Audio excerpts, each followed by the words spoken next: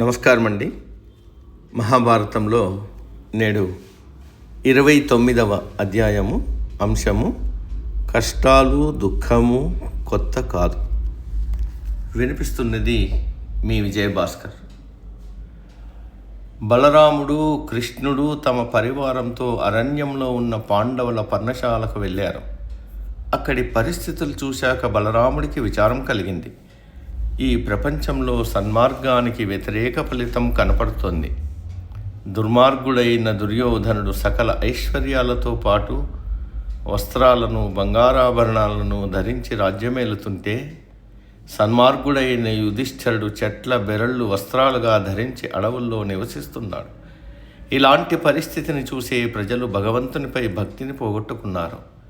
వాస్తవంగా చూస్తే సన్మార్గాన్ని శాస్త్రంగా శ్లాఘించడం ఉత్త వేళాకోళంగా ఉంది. ధృతరాష్ట్రుడు యమునికి ఎదురైనప్పుడు తాను చేసిన ఘాతుకం న్యాయమైందని ఎలా తనను కాపాడుకుంటాడు?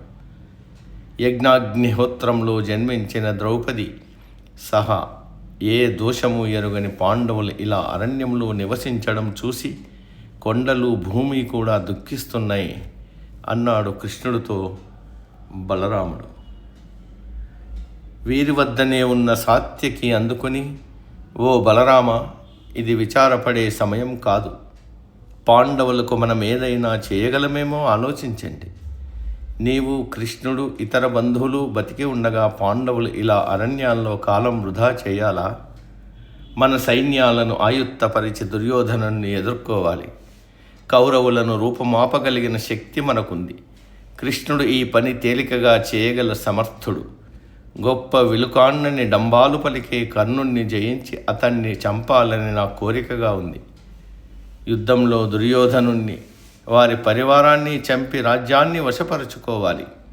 ప్రతిజ్ఞ చేసి మాట నిలుపుకుందాం. అడవుల్లోనే ఉంటామని పాండవులు అంటే అభిమన్యుణ్ణి ఇచ్చివేద్దాం.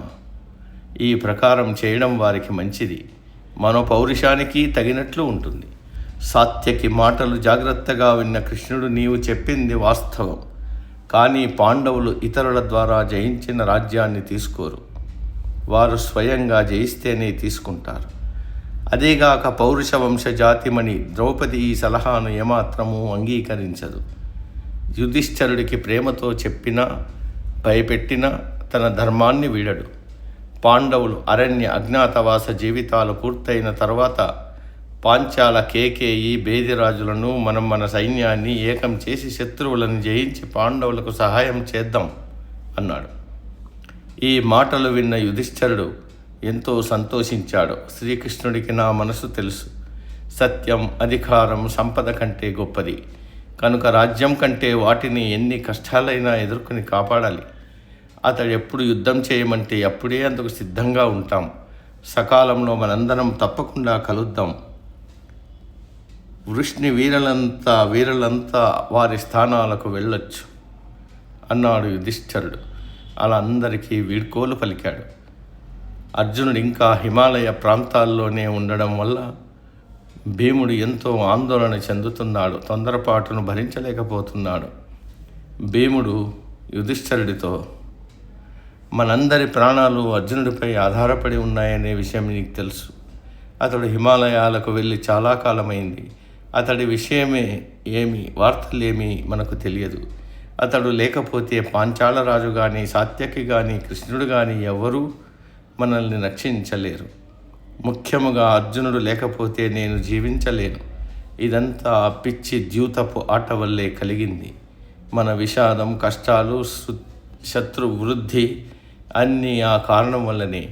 అడవుల్లో నివసించాలని క్షత్రియుడి కర్తవ్యమని ఎక్కడా చెప్పలేదు. మనం వెంటనే అర్జునుడిని పిలిపించి కృష్ణుడి సహాయంతో ధృతరాష్ట్ర కుమారులతో యుద్ధం చేయాలి.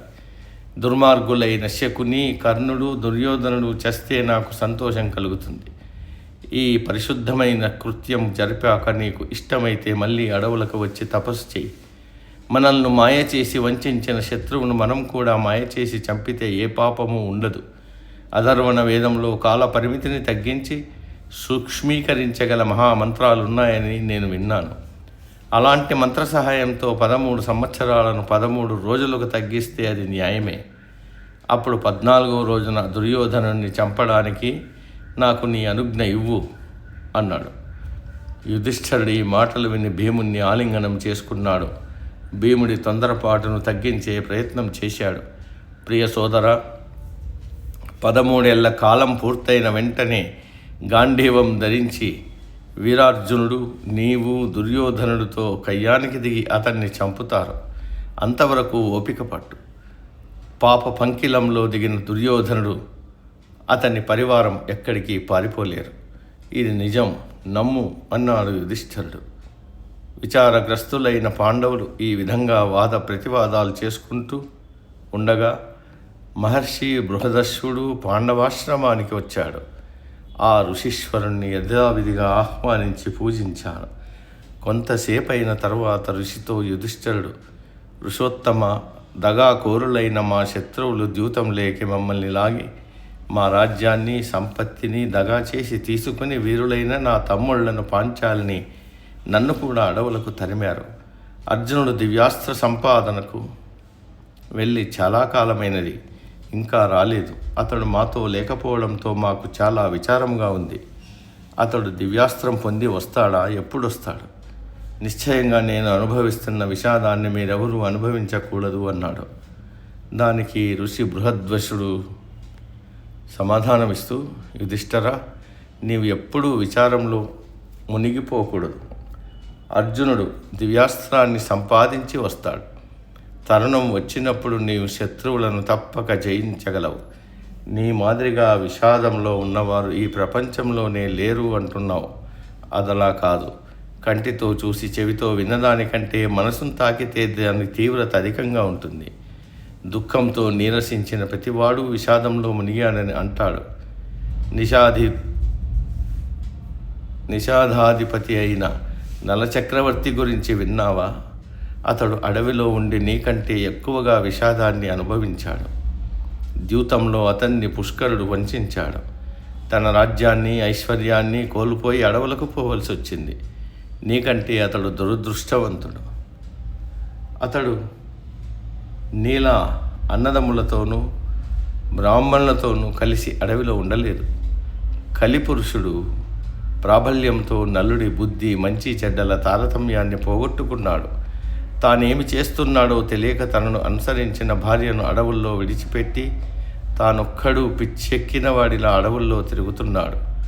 ఇప్పటి నీ అవస్థకు అప్పటి నలుడి అవస్థకు తారతమ్యం చూడు. వీరులైన తమ్ములు, ప్రేయసి అయిన భార్య సమక్షంలో నీ ఉన్నావు. అదీగాక నీ కష్టదశలో జ్ఞానులైన బ్రాహ్మణుల ఉపదేశాలతో కష్టాలను ఓర్చుకునే శక్తిమంతుడవుతున్నావు. నీ విజ్ఞానం చెదరలేదు. తాను బాధపడుతున్నానని అనుకోవడం సహజం, కానీ నిజంగా నీ అంత విషాదంలో లేవు. ఓ పాండవులారా, మీరు అనుభవించే దుఃఖానికంటే చాలా హృదయ విదారకమైన దుఃఖంతో రాచి రంపాన పెట్టినా వాటన్నిటినీ భరించి చివరకు వాటిని జయించి నలుడు జీవితాంతం వరకు సౌఖ్యంగా ఉన్నాడు. మీ అందరికీ నిష్కలంకమైన జ్ఞానం ఉంది. మీకు ప్రేమాస్పదులైన వారి సహవాసం ఉంది. చాలా కాలం మీరు ధర్మశాస్త్ర చర్చల్లోనూ వేదాంగ పారంగతులైన బ్రాహ్మణులతోనూ పవిత్ర సంభాషణలతోనూ కాలాన్ని గడుపుతుంటారు. కనుక మీకు సంభవించిన కష్టాలు ధైర్యంతో స్వీకరించండి. కష్టాలనేవి మనుషులకు రాక తప్పదు. అందుకే మీకు వచ్చినవి వింత కాదు. ఈ ప్రకారం బృహదర్శుడు నలోపాఖ్యానాన్ని ఉపశమనంగా చెప్పాడు. నలోపాఖ్యానం మహాభారతంలో 20 అధ్యాయాలు కలిగి ఉంది. నేటికి సమాప్తం. సర్వే జన సుఖినో భవంతు.